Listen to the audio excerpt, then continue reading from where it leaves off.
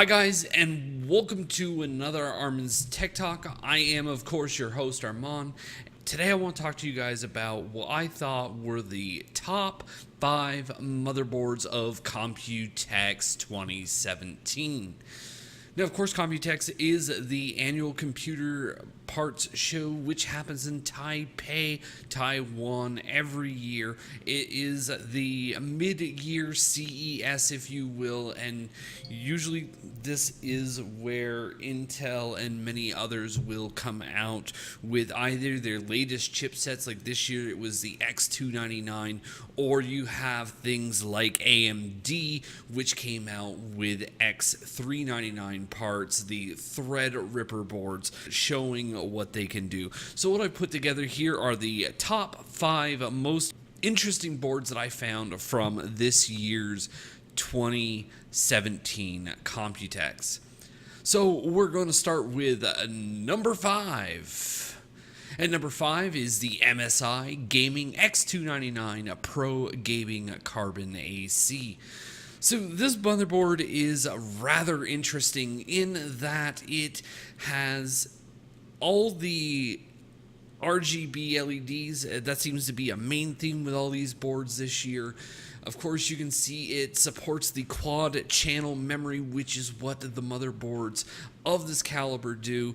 And you can also see, very interestingly associated right near the PCIe those might be 4.0 slots. There are 2 M.2 SSD connectors with, it looks like, some sort of cooling apparatus to keep them performing at their top peak.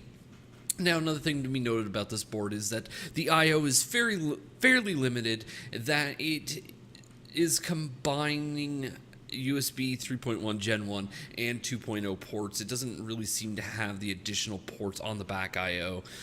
And because of this, so the main 2 features that I found about this board, and unfortunately it's not many, is that it does support 4,266 megahertz on the overclock for the DDR4, which is pretty impressive.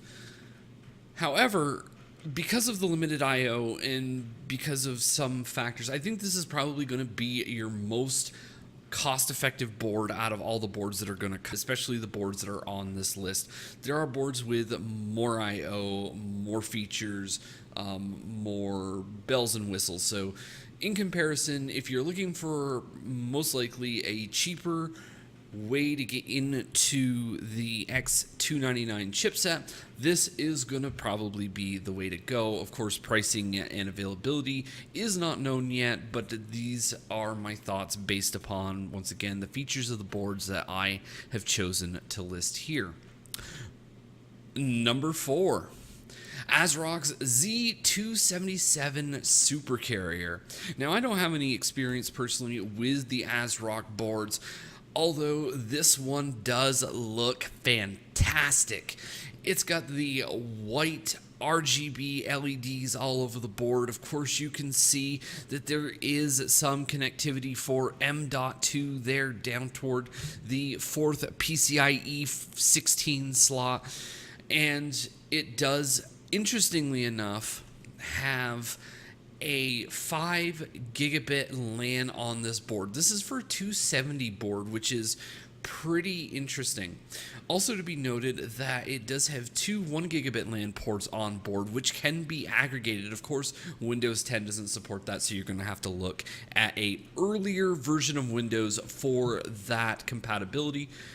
Being that it is the 1151 socket, it also supports Generation 6 and 7 Intel processors. Unlike the MSI board, the overclocking capability of this board is a little less for the memory at 3,733 megahertz. One interesting feature that is, of course, not quite ready to debut, but will come along shortly, is it does have support for Intel Optane memory. Number 3. ASRock's X399 Professional Gaming.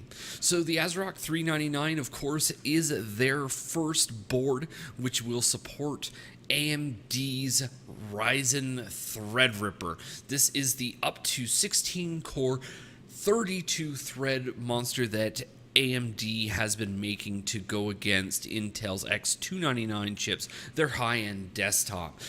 It will support, of course, 64 lanes of PCIe 3.0, which is on the chip, but let's dive into the board itself. Of course, here is an early schematic of the board shown at Computex 2017.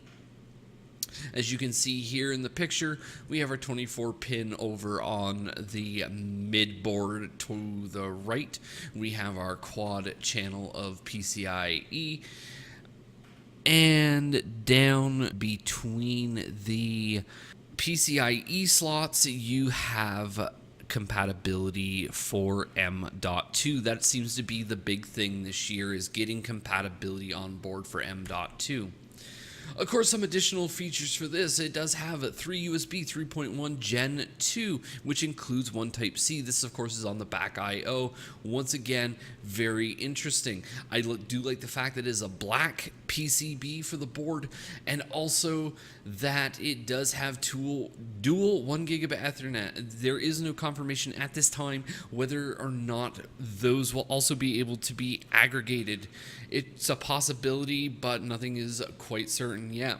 Also on board, and this is kind of cool, it shows that we are moving into the next generation of networking connectivity. So if you are a content creator, if you are someone else who really wants to have all the connectivity inside the home and are planning on upgrading to 1 gigabit internet or 2 gigabit pro, which is on fiber, this will actually be able to accept the greater speeds to your home desktop or whatever other device that you're currently using. I mean, you could put one of these boards in your desktop and have a 10 gigabit fiber NAS in the home. Those do exist. There are routers now, of course, that are capable of supporting such connectivity, which is amazing. Number 2.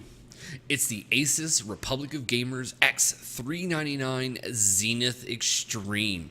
Of course, this board here, once again, all the RGB LEDs that you could possibly want. You can see it on the top of the back I/O. You can see it on the front edge of the motherboard. You even have it right there above the chipset heatsink. There's RGBs everywhere on this board.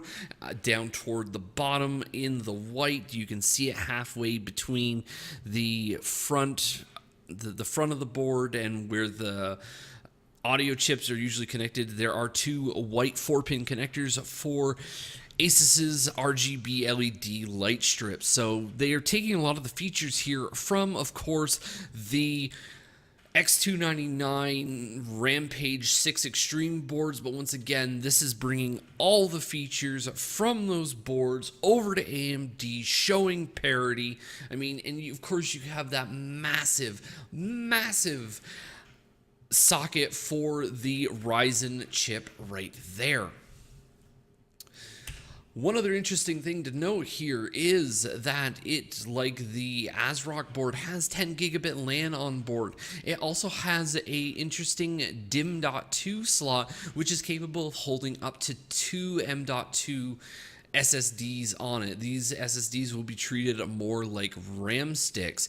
Although it's a gimmick, on the back of the board, right up top of the I/O heatsink backplate, whatever you want to call that piece of the board, there's an OLED screen which will show you interesting things about the board, what it's clocked at, what the RAM is, temperature. I mean, different things. Of course, the full capability of what it can display has not been fully disclosed yet.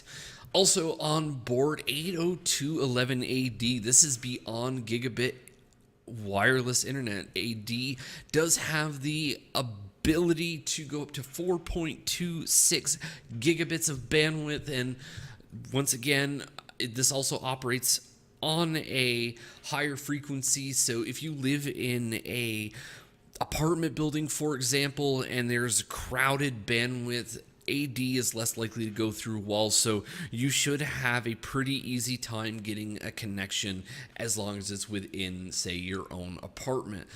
These are awesome features. That is something I'm looking forward to. But let's move on to number 1. And it was really hard with these. I couldn't really decide which to put at number 1, but I chose the Asus Republic of Gamers X299 Rampage 6 Extreme. Now, like the Zenith board, you have all the RGB LEDs here. I have an X99 board, the Rampage 5 Edition 10. That board has a lot of RGBs on it. I mean, they're beautiful. Unlike, of course, the Zenith board, you see here a Shroud of Armor, which is going to go above the PCB. Underneath that heatsink, of course, you also have another M.2. You have the DIMM.2 slot there to the right, as you can see, just like the Zenith board. This board also supports a Thunderbolt 3.0. Of course, you'll have to buy a separate add-in card for that. It also has support for Optane memory, like the lower end board that we saw. Once again, interesting. 802.11ad is on board. The 10 gigabit LAN connection is there. Supports DDR4 up to 4,000 megahertz. Once again, not the highest that we've seen, even here in the top 5, but it's pretty darn close. The other thing that is possible, although I'm not quite sure exactly how this is going to work or how Asus is going to get it to work, there, of course, was going back and forth about VRock, which would be bootable. That's, of course, the virtual RAID on chip. This is allowing, of course, M.2 SSDs to be able to boot in a RAID configuration on the board and just depend upon the chip. Of course, right now it's being said that that is only going to be possible with Intel M.2 SSDs. So what do you guys think? Did I leave something off the top 10 list? Please let me know in the comments below. Of course, hit that subscribe button. If you enjoyed this video, hit the like button. If you didn't, you know what to do. Once again, if you thought I missed a board or you thought something else looked a little more interesting in this case, let me know in the comments below. I'd love to have that discussion with you, and I want to thank you guys for watching. I'll see you in the next video.